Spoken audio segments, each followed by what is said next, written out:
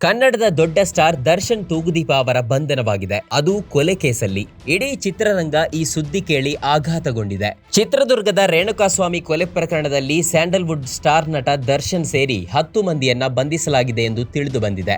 ನಟ ದರ್ಶನ್ ಅವರನ್ನ ಮೈಸೂರಿನಲ್ಲಿರುವ ಫಾರ್ಮ್ ಹೌಸ್ನಿಂದ ಬೆಂಗಳೂರು ಪೊಲೀಸರು ಬಂಧಿಸಿದ್ದಾರೆ ಎಂಬ ಮಾಹಿತಿ ಲಭ್ಯವಾಗಿದೆ. ಚಿತ್ರದುರ್ಗ ನಿವಾಸಿ ರೇಣುಕಾಸ್ವಾಮಿ ಎಂಬವರ ಹತ್ಯೆ ಬೆಂಗಳೂರಿನ ಕಾಮಾಕ್ಷಿಪಾಳ್ಯ ಠಾಣಾ ವ್ಯಾಪ್ತಿಯಲ್ಲಿ ನಡೆದಿತ್ತು.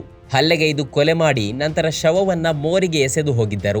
ಆ ಕೊಲೆ ಹಿಂದೆ ದರ್ಶನ್ ಇದ್ದರು ಎಂಬ ಆರೋಪ ಈಗ ಕೇಳಿ ಬಂದಿದೆ. ಈ ಬಗ್ಗೆ ಉಳಿದ ಆರೋಪಿಗಳು ಬಾಯ್ಬಿಟ್ಟಿದ್ದಾರೆ ಎಂದು ವರದಿಯಾಗಿದೆ. ರೇಣುಕಾಸ್ವಾಮಿ ಚಿತ್ರದುರ್ಗದ ಲಕ್ಷ್ಮೀ ವೆಂಕಟೇಶ್ವರ ಬಡಾವಣೆಯ ನಿವಾಸಿಯಾಗಿದ್ದು ಅಪೋಲೋ ಮೆಡಿಕಲ್ನಲ್ಲಿ ಕಾರ್ಯನಿರ್ವಹಿಸುತ್ತಿದ್ದನು. ಶನಿವಾರ ಮನೆಯಿಂದ ಹೊರಟವನು ವಾಪಸ್ ಬಂದಿರಲಿಲ್ಲ.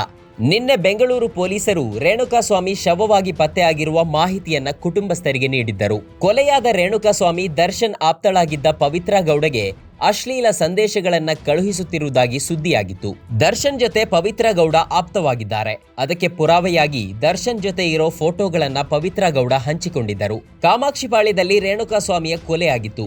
ದರ್ಶನ್ ಸೂಚನೆ ಮೇಲೆ ಕೊಲೆ ಮಾಡಿದ್ದಾಗಿ 4 ಆರೋಪಿಗಳು ಬಾಯ್ಬಿಟ್ಟಿದ್ದಾರೆ ಎನ್ನಲಾಗಿದೆ. ಅಲ್ಲದೆ ಘಟನೆ ವೇಳೆ ಸ್ಥಳದಲ್ಲಿ ದರ್ಶನ್ ಕೂಡ ಇದ್ದರು ಎನ್ನಲಾಗಿದೆ.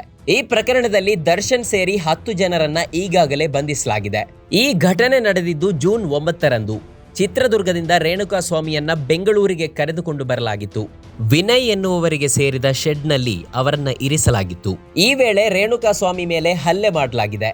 4 ಜನ ಹಲ್ಲೆ ಮಾಡಿದ ತಂಡದಲ್ಲಿ ದರ್ಶನ್ ಇದ್ದ ಬಗ್ಗೆ ಮಾಹಿತಿ ಇದೆ. ಹತ್ಯೆ ಮಾಡಿ ಮೃತದೇಹವನ್ನ ಮೋರಿಯಲ್ಲಿ ಎಸೆದು ಹೋಗಲಾಗಿತ್ತು. ಈ ಪ್ರಕರಣ ಸದ್ಯ ಸಂಚಲನ ಮೂಡಿಸಿದೆ.